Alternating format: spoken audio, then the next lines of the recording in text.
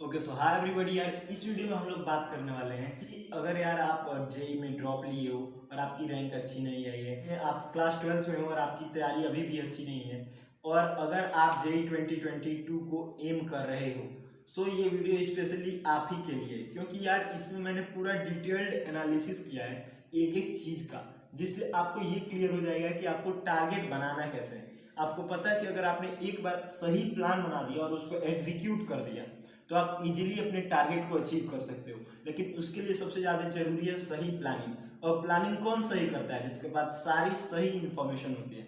सो मैंने यहाँ पे मोस्ट प्रोबेबली सारे सही इन्फॉर्मेशन देने की कोशिश की है और सारे एनालिसिस को यहाँ पे प्रोवाइड कराया है। सो आप इस वीडियो को लास्ट तक जरूर देखो, और वीडियो पसंद आए तो लाइक कर देना, और चैनल पे नए हो तो सब्सक्राइब करके जुड़ जाना। Let's start. सो यार ये जेईई मेन 2022 के एनालिसिस के वीडियो में आगे बढ़ते हैं और देखते हैं क्या क्या आज हम लोग डिस्कस करने वाले हैं। सो यार आज जो चीज़ें हम लोग डिस्कस करने वाले हैं वो है how many times JEE will happen in 2022। अभी इस पर भी श्योरिटी नहीं है कि जेईई का एग्ज़ाम कितने बार होगा 2022 में, उसको देखेंगे। 75% क्राइटेरिया रिमूव्ड और नॉट, इसके बारे में भी बात करेंगे। मार्क्स वर्सेस परसेंटाइल, कितना मार्क्स आप लाएं तो आपकी कितनी परसेंटाइल आ सकती है। अब इसलिए ये देखना जरूरी है, क्योंकि अगर आपको पता रहेगा कि हाँ आपका टारगेट है 200 150, इतने मार्क्स पे आपकी परसेंटाइल 99 95 बन जाएगी, तो आप इजीली उस टारगेट के लिए तैयारी करोगे, 200 के लिए अपना प्लानिंग करोगे। लेकिन जब आपके पास मार्क्स ही श्योर नहीं है कि कितने मार्क्स आपको लाने हैं, तो आप तैयारी कैसे कर सकते हो? सो मार्क्स वर्सेस परसेंटाइल का एनालिसिस करेंगे हम लोग। उसके बाद हम लोग देखने वाले हैं डिफिकल्टी ऑफ सेशंस, मतलब कौन सा सेशन जो था वो ज़्यादा डिफिकल्ट था। फर्स्ट सेशन मतलब जो पहली बार अटेम्प्ट हुआ था, या दूसरी बार या तीसरी बार, ऐसे करके।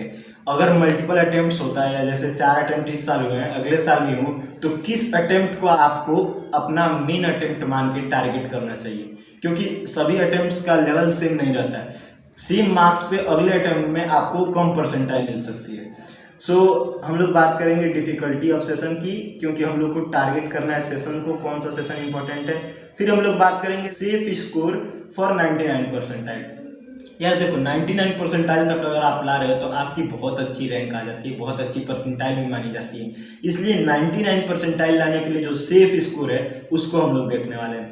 उसके बाद एट लास्ट हम लोग देखेंगे कि वेटेज ऑफ क्लास क्या है। वेटेज ऑफ क्लास मतलब किस क्लास है। आपको पता होगा जेईई जो है वो 11th और 12th के बेसिस पे पेपर कराता है, तो किस क्लास का वेटेज ज़्यादा है, 12th से ज़्यादा क्वेश्चन आते हैं या 11th से।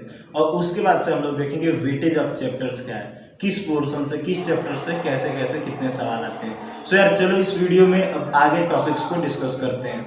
सो यार जो सबसे पहले चीज़ हम जो देखने वाले हैं वो है how many times JEE will happen in 2022। तो सबसे पहले ये आपको पता होना चाहिए कि जेईई होगा कितनी बार।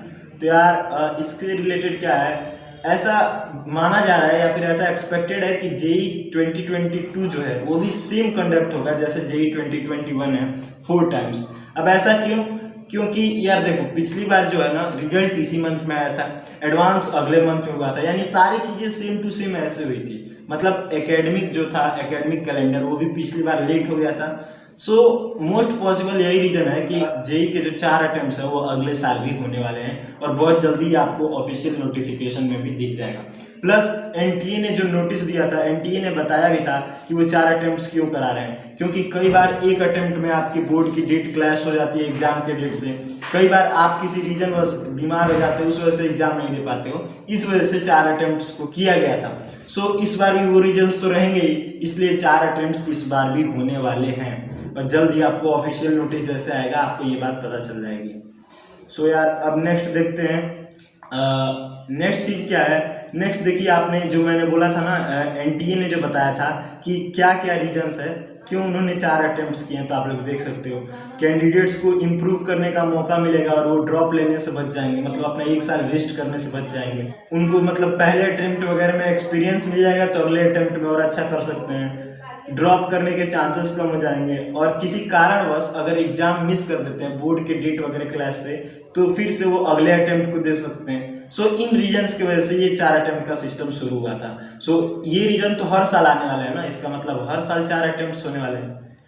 सो ये तो कंफर्म है कि 4 अटेम्प्ट्स अगली बार होने वाले हैं, और ये उम्मीद करते हैं कि जल्द ये ऑफिशियल नोटिस में भी देखने को मिल जाए। बाकी नेक्स्ट यार बात करें तो नेक्स्ट है 75% क्राइटेरिया रिमूव्ड और नॉट।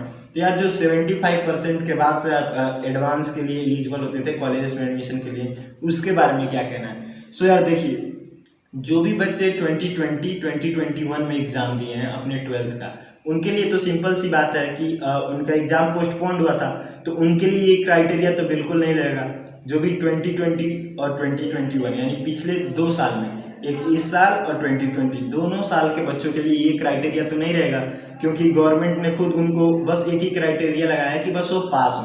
लेकिन अगर कोई स्टूडेंट्स 2022 का है और 2022 में तो उसको एग्ज़ाम अगर हो जाता है बोर्ड का किसी कारणवश पोस्टपोन्ड नहीं होता है, तब उसको 75% क्राइटेरिया उस पर लग सकता है। बाकी हो सकता है इसमें भी कुछ चेंज आए, लेकिन अभी तक जो अपडेट नहीं है कोई भी, इसलिए हम लोग इस बात को कंफर्म मान सकते हैं कि जो भी 2020 और 2021 के स्टूडेंट्स हैं उन पे ये क्राइटेरिया नहीं लगेगा, और जो भी बच्चे 2022 में हैं उन पे ये क्राइटेरिया लग सकता है।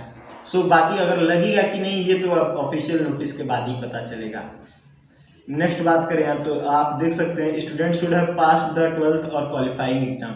2020 या 2021 में आपको बस पास होना चाहिए इस एग्ज़ाम को, 12th के एग्ज़ाम को। कैंडिडेट 2022 में जो अपीयर हो रहे हैं वो भी दे सकते हैं, जो 12th में है इस साल वो भी दे सकते हैं इस एग्ज़ाम को। नेक्स्ट बात करने वाले हैं यार हम लोग मार्क्स वर्सेस परसेंटाइल के बारे में। अब ये डेटा आपको ध्यान से लिख लीजिएगा कहीं, क्योंकि आपको टारगेट यहीं से बनाना है कि हाँ मुझे इतने मार्क्स लाने और उस हिसाब से प्लानिंग करनी है और अपनी तैयारी को आगे बढ़ाना है। सो यार मार्क्स वर्सेस परसेंटाइल में बात करें तो सबसे पहले मेरे पास जेईई मेन 2021 के फरवरी सेशन के मार्क्स वर्सेस परसेंटाइल है। तो आप देखिए 99 परसेंटाइल 99 परसेंटाइल के लिए आपको 197 मार्क्स लाने पड़ेंगे अगर फरवरी में आपने पेपर दिया था। फरवरी में 98 के लिए 171, 97 के लिए 154, 96 के लिए 143, 95 के लिए 130। ये तो फरवरी सेशन के लिए। बात करें अगर मार्च सेशन की तो आप मार्च सेशन में देखो 99 परसेंटाइल के लिए 215, पिछली बार कितना था फरवरी सेशन में 197, यहाँ कितना हो गया 215। वैसे ही 98 में देखो आप, इसमें भी इंक्रीज थोड़ा सा दिखेगा आपको, यानी कि जैसे ही मार्च अटेम्प्ट आया फरवरी से, तो सेम परसेंटाइल लाने के लिए और same level of difficulty paper में आपको 16 मार्क्स एक्स्ट्रा 16 मार्क्स एक्स्ट्रा लाने पड़ेंगे। सो आप देख लो ये तो है मार्च अटेम्प्ट का। अब बात करें अप्रैल अटेम्प्ट जो हुआ है। सो यार अप्रैल अटेम्प्ट में देखो आप तो 99 परसेंटाइल के लिए 219 मार्क्स, यानी आपको और 4-5 मार्क्स एक्स्ट्रा लाने पड़े। और कंपेयर करें फर्स्ट अटेम्प्ट से जो फरवरी में हुआ था, तो आपको 20 मार्क्स के अराउंड एक्स्ट्रा लाने पड़ेंगे सेम परसेंटाइल के लिए जो आपको फर्स्ट अटेम्प्ट में मिल रही थी। सो इससे एक बात तो क्लियर हो गई, जैसे प्रीवियस कट ऑफ्स को देखा हमने मार्क्स वर्सेस परसेंटाइल को, तो एक बात क्लियर हो गई कि सेम परसेंटाइल के लिए देखिए यहाँ पे फरवरी वाले में कितना लाना पड़ा आपको 197, और मार्च वाले में लाना पड़ा 215, यानी 18 नंबर मार्च वाले सेशन में आपको एक्स्ट्रा लाना पड़ा same difficulty level of paper में। और same difficulty level of paper में आपको यहाँ पे 22 नंबर एक्स्ट्रा लाना पड़ा। तो इससे एक बात तो क्लियर हो गया कि जो सबसे डिफिकल्ट सेशन है वो कौन सा है, सबसे लास्ट वाला। और हमेशा हमको कौन सा टारगेट करना है सेशन, सबसे पहला वाला, क्योंकि सबसे पहला वाला सेशन जो है वो ईजी आ रहा है। अब डिफिकल्टी ऑफ सेशन यही था, इस मार्क्स वर्सेस परसेंटाइल से हम लोग देख रहे थे कि first session is always easy to crack. Same level के पेपर को अगर आप फर्स्ट अटेम्प्ट में, यानी फर्स्ट जो सेशन होगा उसमें सेम मार्क्स पे आपकी परसेंटाइल अच्छी बन जाएगी। तो हमेशा फर्स्ट सेशन जो है वो इजी टू क्रैक होता है, तो हमेशा फर्स्ट सेशन को टारगेट करिए जो भी पहला सेशन है। बाकी सेफ स्कोर फॉर 99 परसेंटाइल को देख लेते हैं कि क्या सेफ स्कोर है 99 परसेंटाइल के लिए। तो जैसा कि यार आप लोगों ने देखा यहाँ पर, चाहे वो फरवरी का अटेम्प्ट हो, चाहे वो मार्च का अटेम्प्ट हो, चाहे वो अप्रैल का अटेम्प्ट हो, तीनों में आपको 200 नंबर के अराउंड यानी 200 के अराउंड अगर आपके मार्क्स है तो अब आप 99 के क्राइटेरिया में आ रहे हैं, 99 परसेंटाइल के बैरियर में आ रहे हैं। सो यार safe score for 99 percentile is 200। अगर मॉडरेट शिफ्ट है आपका तो 200 है, तो आप इजीली 99 परसेंटाइल के बैरियर को छू सकते हो और अच्छी कॉलेजेस में अपनी सीट पक्की कर सकते हो। यार ये तो हो गया अभी तक हमने जो सेफ स्कोर वगैरह का टारगेट बनाया था उस पर। अब बात करते हैं आगे वेटेज ऑफ क्लासेस के बारे में। वेटेज ऑफ क्लास मतलब क्लास 11th क्लास 12th ये दोनों का सिलेबस इंक्लूड होता है जेईई मेंस में, तो किस क्लास से ज़्यादा क्वेश्चंस पूछे जाते हैं या किससे कम या फिर दोनों से सेम पूछे जाते हैं। सो यार ऑफिशियली तो इसके बारे में कुछ नहीं कहा गया, लेकिन अगर ट्रेंड को देखें तो ट्रेंड ये कहता है कि क्लास 12th जो है, ये क्लास 12th का सेक्शन है इधर वाला, ये जो है ये क्लास 12th है और ये क्लास 11th। तो आप देखोगे क्लास 12th से क्वेश्चंस ज़्यादा आते हैं हर बार।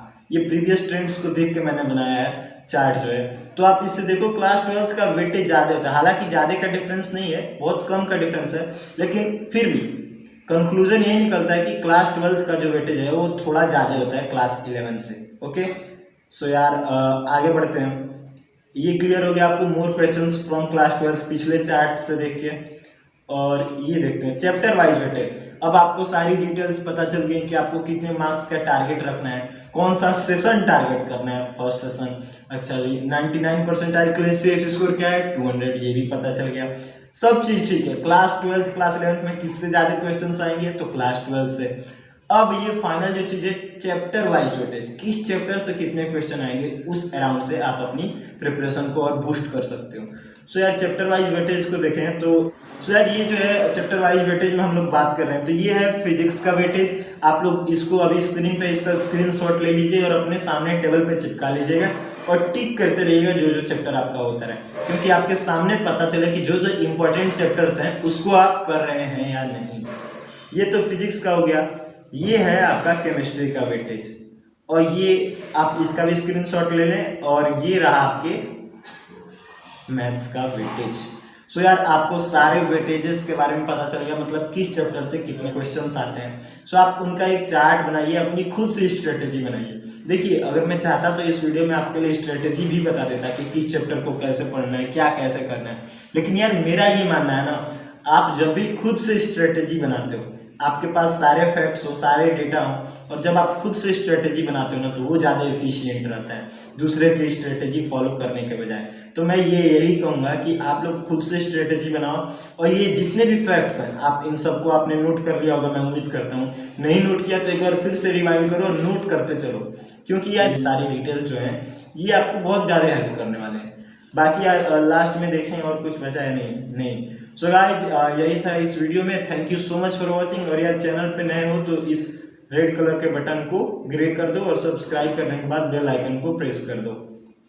और thank you so much for joining यार। और कोई भी डाउट हो 2022 से रिलेटेड तो आप कमेंट्स में लिख सकते हो, और बाकी अगर कोई अपडेट आता है तो मैं इस पर वीडियो जरूर बनाऊंगा। तो बाकी मेरे इंस्टा का लिंक डिस्क्रिप्शन में मिल जाएगा, अगर कोई डाउट होता है आप वहाँ भी पूछ सकते हो और कमेंट सेक्शन में भी मेंशन कर सकते हो। बाकी thank you so much for watching, मिलते हैं नए वीडियो में, तब तक के लिए बाय बाय।